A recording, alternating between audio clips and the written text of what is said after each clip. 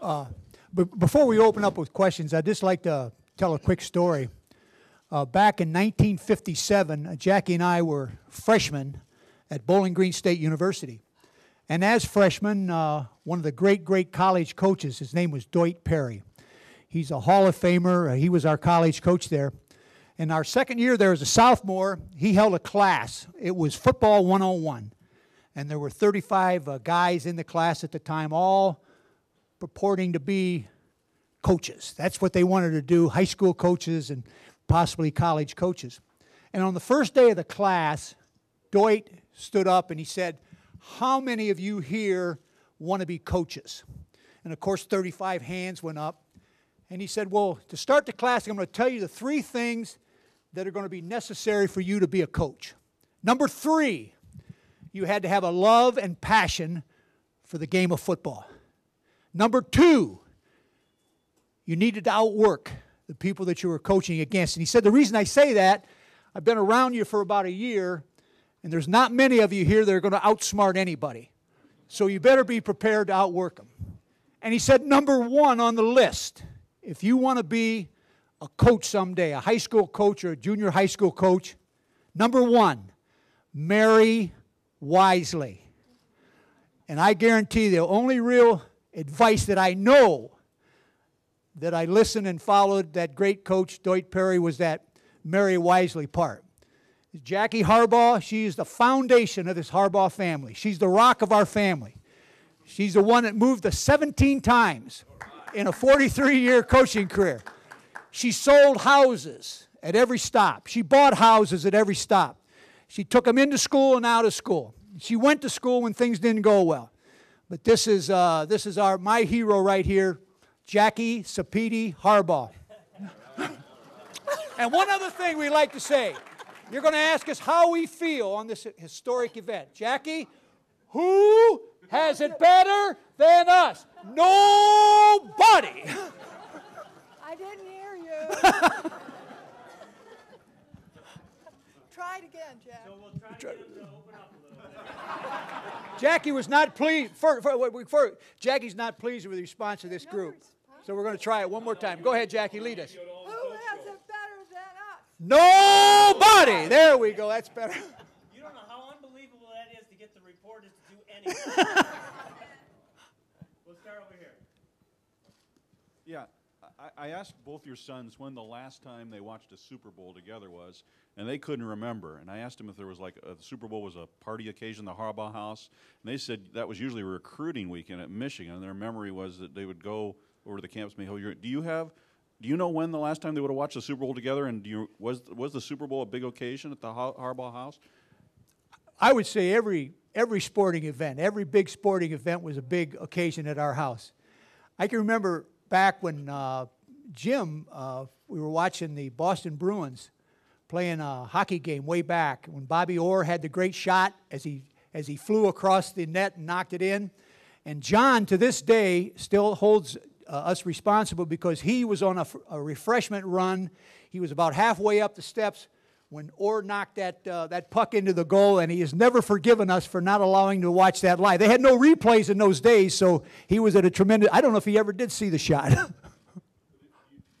Jackie? No, not really, because I don't think then, way back in the 70s, it really wasn't as big an event as it is today. So we kind of took every day as it came. And No. no.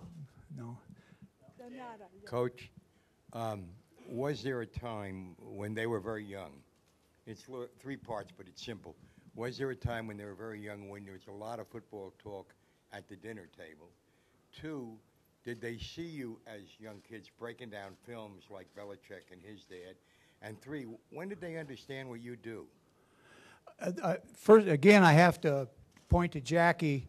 There weren't many times in coaching. Left a lot of times before the sun went up. You came home after the sun was down, and Jackie has a great philosophy, and that is that she wanted her children to know what their father did. She wanted them to understand who he was and what he did. And I can remember when they could just barely walk, John and Jim, that she would bring them out to the practice field. And we'd be practicing, and they'd be running and doing all the things that little kids had eventually piled up dummies, and they were jumping the dummy. Then they learned they could throw the ball around. Then they learned they could get into the locker room and meet the players and do those kinds of things. We would invite our players at Iowa and Michigan when they were growing up to come to the house on Thursday. That was our day off when we didn't work at night. Jackie would cook a great meal for them, and then pretty soon they're wrestling on the floor and doing all those kinds of things. So Jackie always involved our children in the job that we were involved with. Thank you, sir. Jack, do you see your coaching style in your sons, and do they get their fierce competitiveness from you? And again, I really believe that they're both who they are. I don't think you have to watch very long. You don't have to really be a psychologist or anyone like, just to watch and see who they are. And the beauty of it, they allow themselves to be who they are. And I think Jackie and I are most proud of that. And Jackie, I asked John if he ever picked on Jim, and he said he never teased his younger brother. Can you confirm that? Yes, I can. Never teased? Well, I think that brothers both do this, don't they? And so do sisters. So everyone out there who has a brother or a sister, you all have had your little ins and outs with one another. So that's not unusual. Yes, I was just wondering, Josine Anderson from ESPN, I was just wondering how much do your sons consult with you on a decision like when they were switching to Kaepernick or when there was a switch to Jim Caldwell? How much do they talk to you about that, and did any aspect of that decision give you pause or surprise you? The story, and it's been told, is on draft day in 2011, after the first day, the first round of drafts was over, Jim called on his way home, and he said, "Dad, what did you think of the draft?" And we didn't have much to talk about as it relates to the draft, but he had not expressed to me who they were thinking about drafting at the quarterback position. So I said, "Jim, tomorrow in the second round, surely you're going to draft a quarterback. Which one is it going to be?" And it was dead silence. In fact, I could hear his voice. And finally he said, "Are you talking to anybody?" I said, "No, I swear I'm not talking to anyone." He said, "Dad, you got to tell me. You're not even going to tell Jackie. You won't tell Mom who we're thinking about drafting tomorrow." I said, "Jim, just tell me who it is. I promise you, I won't say anything to anyone." He said, We're drafting Colin Kaepernick."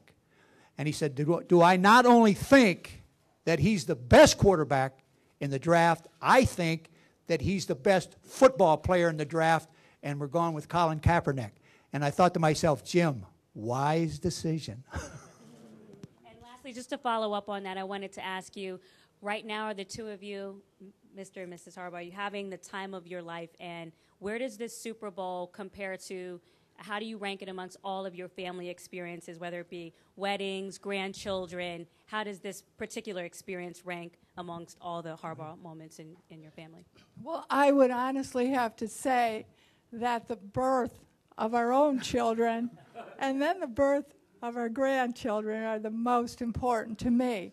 And this is like frosting on the cake for our whole family, our extended family, which includes a lot of relatives who are coming for our extended football families at all the universities where we have been and Jack has coached football teams, because, and I might take this time, if I may, to thank all those friends and family and all those ex-football players who have called us to congratulate John and Jim.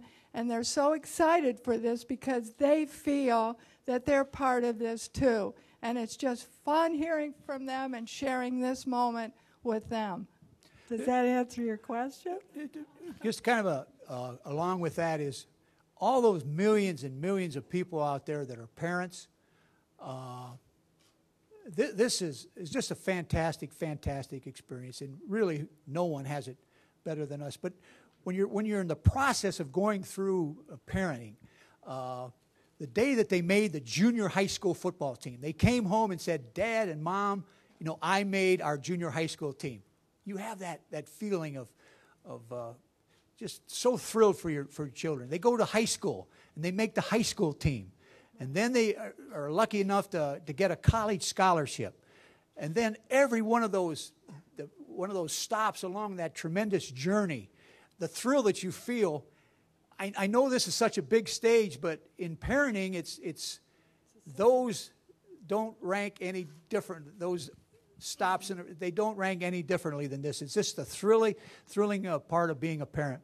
All right, right back here with the mic. Just, Mr. and Mrs. Harbaugh, obviously this has been a great experience. Do you have a little bit of apprehension, however, about after the game? That's for me. I jump in there. It's the one thing that I do think about is after the game. There's going to be one winner, and there's going to be one that's going to be totally disappointed. And my thoughts go to that one that will not experience the thrill of victory, and that's where our thoughts will be. And we had a little bit of a dry run on this last year in Thanksgiving, and we watched the game, and I know this has been reported before. We watched the game in an office in the stadium, in Ravens Stadium, and they were so kind to give us that privacy. And during the 3 hours and 15 minutes, I want you to know this lady was comatose. I mean, there was no expression. Her face was totally lifeless, and her eyes were glazed over watching the game. And then the game was over. You just dropped your head, and we went down on an elevator and opened the door to the Raven locker room. I mean, the excitement of victory. We've all experienced that excitement of victory. Guys jumping up and down and smile on John's face, and the coaches, they were just ecstatic and that thrill of victory. I'm telling you, there's nothing like victory, the thrill of victory. And then you realize you weren't needed here. I mean, they had so much going on for them. So you walked across the hall, and you went into the 49ers locker room, and you walked, and you saw the players, walking about, and that look in their eyes, of that look of not being successful and coming up short. Opened up a couple doors and finally saw Jim all by himself in his room, just a table and a chair, still in his coaching outfit, and his head down in his hands, and you looked into his eyes, and you realized that this is where you were needed as a parent. Now, every single parent can identify with that thrill of victory and the agony of defeat. And on Sunday night, we're going to experience both of those great emotions, and our thoughts will be with the one that comes up a little short.